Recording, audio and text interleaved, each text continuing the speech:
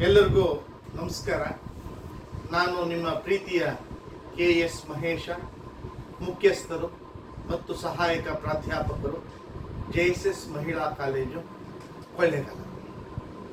ನಾನು ಇಂದು ಊಳಿಗಮಾನ್ಯ ರಾಷ್ಟ್ರವಾಗಿದ್ದ ಜಪಾನ್ ಮೈಜಿ ಕಾಲದಲ್ಲಾದ ಸುಧಾರಣೆಗಳಿಂದ ವಿಶ್ವದ ಶಕ್ತಿಶಾಲಿಯಾದ ಜಪಾನ್ ಆದ ವಿಚಾರಗಳನ್ನು ಕುರಿತು ಕಿರು ಪರಿಚಯವನ್ನ ಮಾಡಿಕೊಡ್ಬೇಕು ಅಂತೇಳಿ ಬಯಸ್ತಾ ಇದ್ದೇನೆ.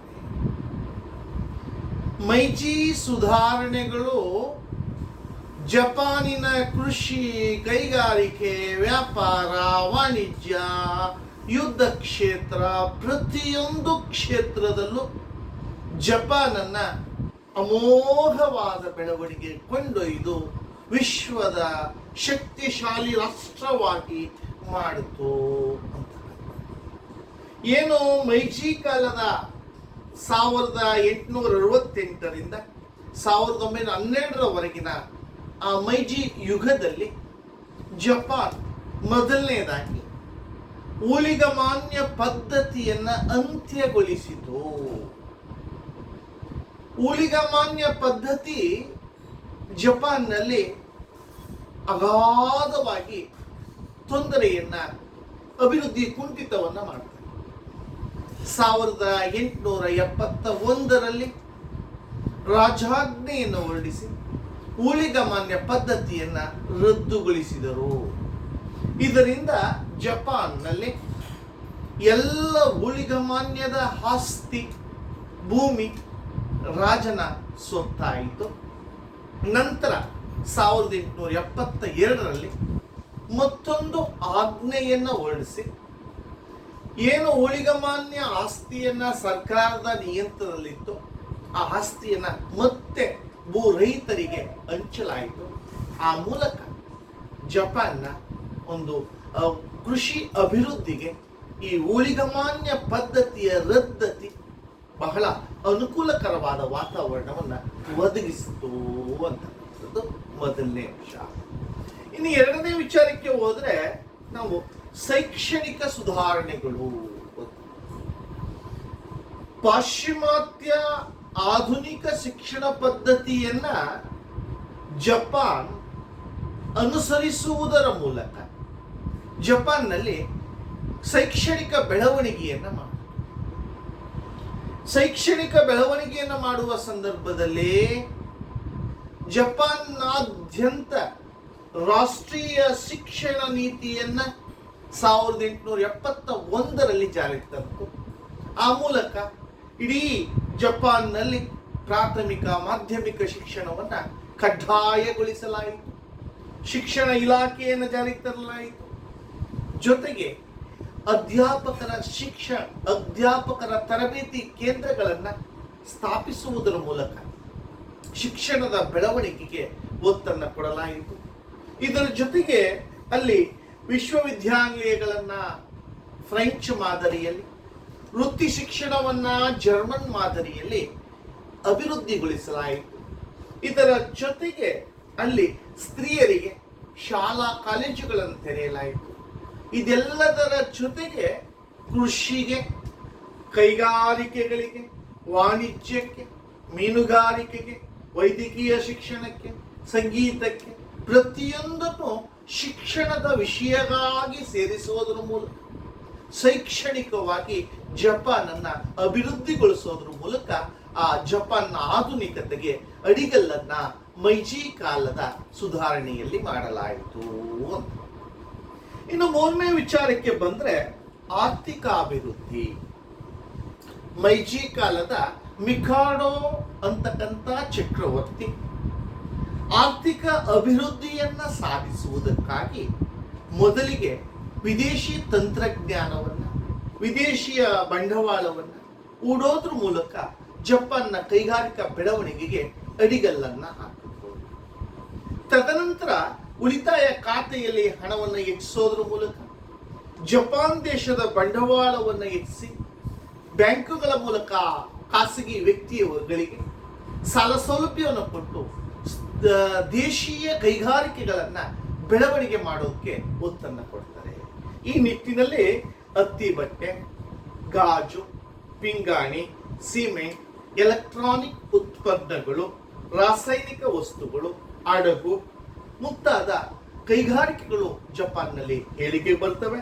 ಆ ಮೂಲಕ ಜಪಾನ್ 1890ರ ವೇಳೆಗೆ ಸುಮಾರು 250 ಕೈಗಾರಿಕೆಗಳನ್ನ ಉತ್ಪಾದನೆಗಳ ಮಾಡೋಕ್ಕೆ ಪ್ರಾರಂಭ ಮಾಡೋದ್ರ ಮೂಲಕ ಜಪಾನ್ ಕೈಗಾರಿಕಾಭಿವೃದ್ಧಿ, ಆರ್ಥಿಕಾಭಿವೃದ್ಧಿ ರಾಷ್ಟ್ರವಾಗಿ ಮಾರ್ಪಡಿಸಿದ ಕೀರ್ತಿ ಮೀಜು ಸುಧಾರಣೆಯಲ್ಲಿ ನಡೆಯುತ್ತೆ ಅಂತ.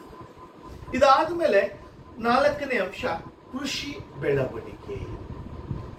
ಏನು 1871ರಲ್ಲಿ ಊಳಿಗಮಾನ್ಯ ಪದ್ಧತಿ ರದ್ದತಿ, 1872ರಲ್ಲಿ ಭೂಮಿಯನ್ನ ಹೊಸ ಕಾಯ್ದೆ ಮೂಲಕ ಭೂ ರೈತರಿಗೆ ಹಂಚೋದ್ರ ಮೂಲಕ ಕೃಷಿಯಲ್ಲಿ ಹೊಸ ಬೆಳವಣಿಗೆಯನ್ನು ಪ್ರಾರಂಭಿಸಲಾಯಿತು. ಜೊತೆಗೆ ಉತ್ತಮ ತಂತ್ರಜ್ಞಾನವನ್ನ, ಆಧುನಿಕತೆಯನ್ನ, ಆಧುನಿಕ ಉಪಕರಣಗಳನ್ನ, ರಾಸಾಯನಿಕ ವಸ್ತುಗಳನ್ನ ಬಳಸೋದ್ರ ಮೂಲಕ ಕೃಷಿಯಲ್ಲಿ ಅಭಿವೃದ್ಧಿ ಸಾಧಿಸೋದ್ರ ಜೊತೆಗೆ ಆಹಾರದ ಸ್ವಾವಲಂಬನೆಯನ್ನ ಗಳಿಸಲಾಯಿತು ಅಂತಕ್ಕಂಥ. ಇದ್ರ ಜೊತೆಗೆ ಕೃಷಿಯ ಇನ್ನೊಂದು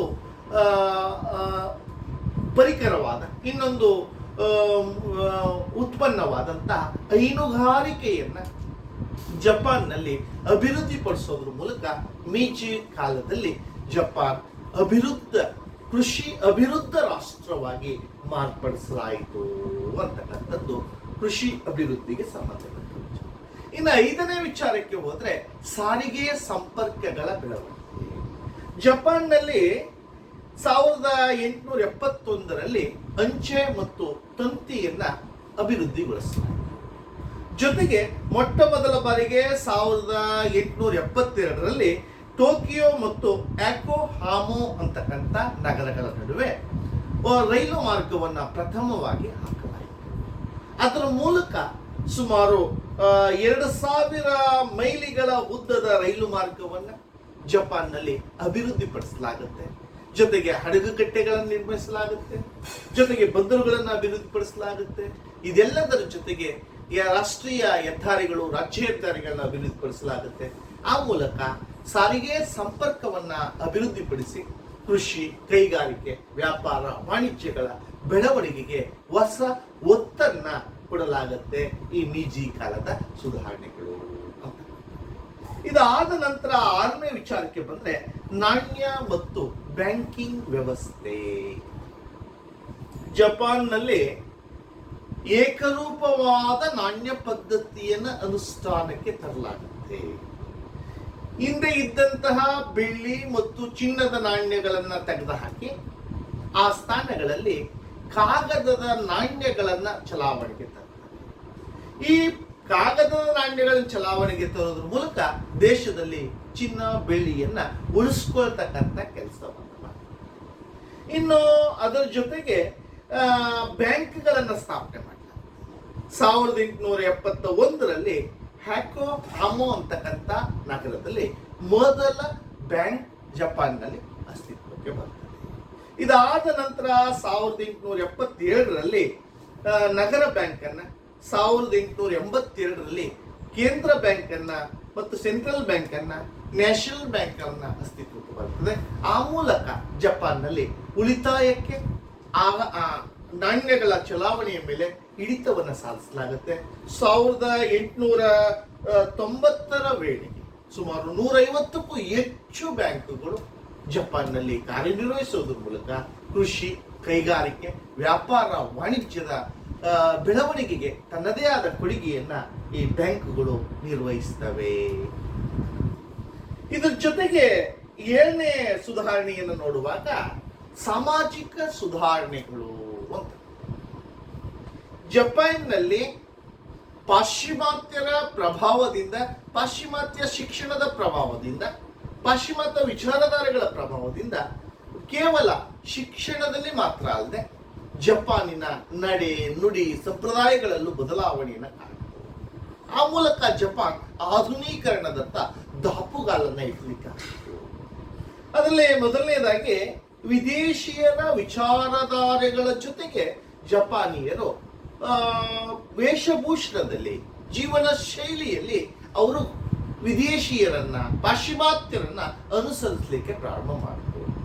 ಇದರ ಜೊತೆಗೆ ಅವರು ವಿದೇಶಿಯರಂತೆ ಗಡ್ಡ ಬಿಡ್ತಕ್ಕಂಥ ವ್ಯವಸ್ಥೆಯನ್ನ ಜಾರಿಗೆ ತಂದ್ರು. ಗಡ್ಡ ಬಿಡುವುದರ ಜೊತೆಗೆ ವಿದೇಶಿಯರ ಎಲ್ಲ ಜೀವನ ಶೈಲಿಯನ್ನ ಅನುಸರಿಸಲಿಕ್ಕೆ ಪ್ರಾರಂಭ. ಒಂದು ಉದಾಹರಣೆ ಹೇಳ್ಬೇಕಂದ್ರೆ, ಬೌದ್ಧರು ಕೂಡ ಮಾಂಸವನ್ನ ತಿನ್ನುವಷ್ಟು ಮಟ್ಟಿಗೆ ಅನುಸರಣೆಯನ್ನ ಮಾಡಲಿಕ್ಕೆ ಪ್ರಾರಂಭ ಮಾಡಿದ್ರು ಜಪಾನಿಗರು. ಹಾಗೆ ಸಂಗೀತದ ಶಾಲೆಗಳು ಆರಂಭ ಆಗ್ತವೆ. ಹೀಗೆ ಪ್ರತಿಯೊಂದು ಕ್ಷೇತ್ರದಲ್ಲಿ ವಿದೇಶಿಯರ, ಪಾಶ್ಚಿಮಾತ್ಯದ ಅನುಕರಣೆ ಸಾಮಾಜಿಕ ರಂಗದ ಮೇಲೂ ಜಪಾನ್ನಲ್ಲಿ ಬದಲಾವಣೆಯ ಗಾಳಿಯನ್ನ ಬೀಸಲಿಕ್ಕೆ ಪ್ರಾರಂಭ ಮಾಡುತ್ತದೆ. ಇದಾದ ನಂತರ 8ನೇ ವಿಚಾರಕ್ಕೆ ಹೋದ್ರೆ ಧಾರ್ಮಿಕ ಸುಧಾರಣೆಗಳು. ಪ್ರಾಚೀನ ಕಾಲದಿಂದಲೂ ಜಪಾನ್ನಲ್ಲಿ ಶಿಂಟೋ ಅಂತಕ್ಕಂಥ ಧರ್ಮ ಅಸ್ತಿತ್ವದಲ್ಲಿ. ಈ ಶಿಂಟೋ ಧರ್ಮ ಚಕ್ರವರ್ತಿಗೆ ದೈವಾಂಶ ಸಂಭೂತ ಅಂತೇಳಿ ಕಂಡು ಅಪಾರವಾದ ಗೌರವವನ್ನ ಚಕ್ರವರ್ತಿ ಕೊಟ್ಟಿರ್ತಿದ್ದೆ. ಆದ್ರಿಂದನೇ ಈ ಮಿಜೋ ಕಾಲದಲ್ಲೂ ಕೂಡ ಶಿಂಟೋ ಧರ್ಮವನ್ನ ಜಪಾನ್ನ ರಾಷ್ಟ್ರೀಯ ಧರ್ಮ ಅಂತೇಳಿ ಘೋಷಣೆ ಮಾಡಲಾಗಿದೆ. ಜೊತೆಗೆ ಉಳಿದ ಕ್ರಿಶ್ಚಿಯನರನ್ನ, ಬೌದ್ಧರನ್ನ ಹೀನಾಯವಾಗಿ ಕಾಣಲಾಗುತ್ತೆ. ತದನಂತರದಲ್ಲಿ ಧಾರ್ಮಿಕ ಸಹಿಷ್ಣುತೆಯನ್ನ ಮೈಗೂಡಿಸಿಕೊಂಡು ಕ್ರಿಶ್ಚಿಯನರನ್ನು ಮತ್ತೆ ಯಹೂದಿಗಳನ್ನು ಮತ್ತು ಬೌದ್ಧರನ್ನು, ಶಿಂಟೋ ಧರ್ಮದ ಧರ್ಮೇತರನ್ನು ಕೂಡ ಗೌರವದಿಂದ ಕಾಣುವ ಭಾವನೆಯನ್ನ ಮಿಜೋ ಕಾಲದ ನಂತರದ ಕಾಲದಲ್ಲಿ ಅದನ್ನ ಅನುಷ್ಠಾನಕ್ಕೆ ತರೋದ್ರ ಮೂಲಕ ಧಾರ್ಮಿಕ ಸಹಿಷ್ಣುತೆಯನ್ನ ಈ ಮಿಜೋ ಕಾಲದ ಅಂತ್ಯದ ವೇಳೆಗೆ ಜಪಾನ್ನಲ್ಲಿ ಜಾರಿಗೆ ಬರ್ತದೆ. ಇದಾದ ನಂತರ 9ನೇ ವಿಚಾರಕ್ಕೆ ಹೋದ್ರೆ ಮಿಲಿಟರಿ ಸುಧಾರಣೆಗಳು. ಜಪಾನ್ನಲ್ಲಿ ಎಲ್ಲ ವರ್ಗದ ಜನರನ್ನ ಕ್ರೋಢೀಕರಿಸಿ, ಎಲ್ಲ ವರ್ಗದ ಜನರನ್ನು ಸೇರಿಸಿ ರಾಷ್ಟ್ರೀಯ ಸೇನೆಯನ್ನ ಅಸ್ತಿತ್ವಕ್ಕೆ ತರ್ತಾರೆ. ಇದ್ರ ಜೊತೆಗೆ ಅವರಿಗೆ ಪ್ರಾರಂಭದಲ್ಲಿ ಫ್ರೆಂಚ್ ಮಾದರಿಯಲ್ಲಿ ತರಬೇತಿಯನ್ನು ಕೊಡ್ತಾರೆ. ತದನಂತರ ಜರ್ಮನ್ ಅಧಿಕಾರಿಗಳನ್ನ ಕರೆಸಿ ಸೈನಿಕರಿಗೆ ತರಬೇತಿ ಕೊಟ್ಟು ಸುಸಜ್ಜಿತವಾದ ಜಪಾನ್ ಸೇನೆ ತಯಾರು ಮಾಡ್ತಾರೆ.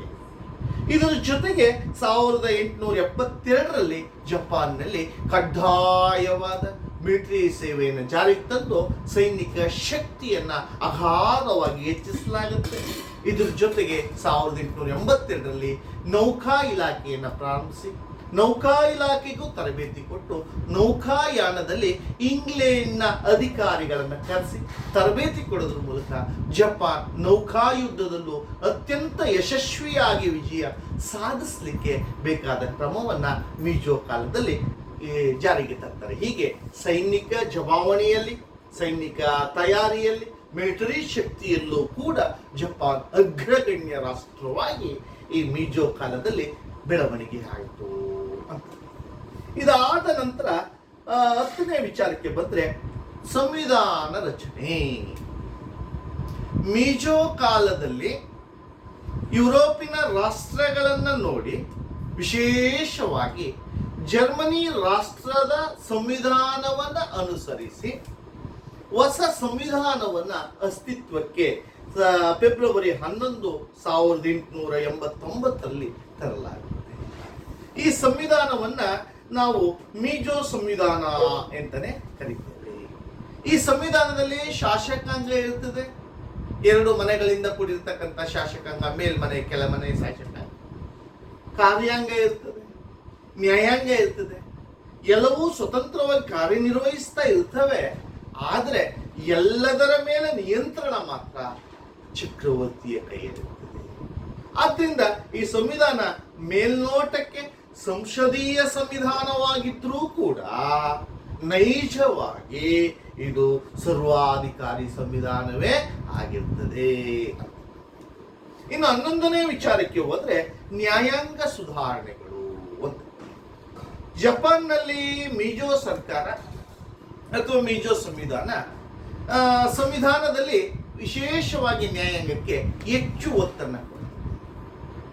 ಲಿಖಿತವಾದಂತಹ ಒಂದು ಕಾನೂನುಗಳನ್ನು, ಕ್ರಿಮಿನಲ್ ಕಾನೂನುಗಳನ್ನು, ಸಿವಿಲ್ ಕಾನೂನುಗಳನ್ನು ಮತ್ತು ಕಮರ್ಷಿಯಲ್ ಕಾನೂನುಗಳನ್ನು ಜಾರಿಗೆ ತಂದು ಅವುಗಳನ್ನು ವಿಭಾಗಿಸಿ ಫ್ರೆಂಚ್ ಮಾದರಿಯಲ್ಲಿ ಆ ಕಾನೂನುಗಳನ್ನ ಜಾರಿಗೆ ತರ್ತಕ್ಕಂಥ ಕೆಲಸ ಮಾಡ್ತದೆ. ಸ್ವತಂತ್ರವಾದ ನ್ಯಾಯಾಂಗ ವ್ಯವಸ್ಥೆ ಅಸ್ತಿತ್ವಕ್ಕೆ ಬರ್ತದೆ. ಇದರ ಜೊತೆಗೆ ಕಾನೂನು ಕಾಲೇಜುಗಳನ್ನ ಜಾರಿಗೆ ತಂದು ವಿದ್ಯಾರ್ಥಿಗಳಿಗೆ ಕಾನೂನಿನ ಅರಿವು ಮೂಡಿಸ್ತಕ್ಕಂಥ ಕೆಲಸವನ್ನು ಮಾಡ್ತಾರೆ. ಹೀಗೆ ಇಂಗ್ಲೆಂಡ್, ಫ್ರಾನ್ಸ್, ಅಮೆರಿಕಗಳಿಗೆ ವಿದ್ಯಾರ್ಥಿಗಳನ್ನು ಕಳಿಸಿ ಕಾನೂನಿನ ಬಗ್ಗೆ, ಆ ಪಾಶ್ಚಿಮಾತ್ಯರ ಬಗ್ಗೆ ತಿಳುವಳಿಕೆ ಬರುವ ಹಾಗೆ, ಕಾನೂನಿನ ಅರಿವು ಉಂಟಾಗುವಂತೆ ಮಾಡ್ತಕ್ಕಂಥ ಕೆಲಸವನ್ನ ಮೀಜೋ ಸುಧಾರಣೆಯಲ್ಲಿ ಮಾಡಲಾಗುತ್ತೆ. ಒಂದೇ ಮಾತಿನಲ್ಲಿ ಹೇಳೋದಾದ್ರೆ, ಜಪಾನ್ ದೇಶ ಮೀಜೋ ಸುಧಾರಣೆಯ ಕಾಲದಲ್ಲಿ, ಮೀಜೋ ಚಕ್ರವರ್ತಿಯ ಆಳ್ವಿಕೆಯ ಕಾಲದಲ್ಲಿ ಅತ್ಯಂತ ಅಭಿವೃದ್ಧ ಸ್ಥಿತಿಯನ್ನ ತಲುಪಿತು. ಅದನ್ನ ನಮ್ಮ ಇತಿಹಾಸಕಾರರಾದ H.G. ವೆಲ್ಸ್ ಅಂತ ಬಹಳ ಚೆನ್ನಾಗಿ ಹೇಳ್ತಾರೆ. ಏನಂತ ಹೇಳ್ತಾರೆ ಅಂತ ನೋಡಿದ್ರೆ, ಜಪಾನಿನ ಪ್ರಗತಿಯು ಮೀಜೋ ಕಾಲದಲ್ಲಾದ ಜಪಾನಿನ ಪ್ರಗತಿಯು ಪಾಶ್ಚಿಮಾತ್ಯರನ್ನೇ ಬೆರಗಾಗುವಂತೆ, ಆಶ್ಚರ್ಯಚಕಿತವಾಗುವಂತೆ ನೋಡುವಂತೆ ಮಾಡ್ತು. ಅಷ್ಟು ರೀತಿ ಬೆಳವಣಿಗೆಯನ್ನ ಜಪಾನ್ ಅನುಭವಿಸ್ತು, ಜಪಾನ್ ಬೆಳವಣಿಗೆಯನ್ನ ಸಾಧಿಸ್ತು ಅಂತಕ್ಕಂಥ ಮಾತನ್ನ ಹೇಳ್ತಾರೆ. ಹೀಗೆ ಜಪಾನ್ನ ಆರ್ಥಿಕ ಬೆಳವಣಿಗೆ ಈ ಇಡೀ ವಿಶ್ವದಲ್ಲೇ ಒಂದು ಅಚ್ಚರಿಯ ವಿಚಾರವಾಗಿ ಕಂಡು ಬರ್ತದೆ. ಹೀಗೆ ಮೀಜೋ ಕಾಲ ಜಪಾನಿನ ನವೋದಯದ ಕಾಲ, ಬೆಳವಣಿಗೆಯ ಕಾಲ, ಅಭಿವೃದ್ಧಿಯ ಕಾಲ ಅಂತೇಳಿ ಎಲ್ಲರಿಗೂ ಧನ್ಯವಾದ.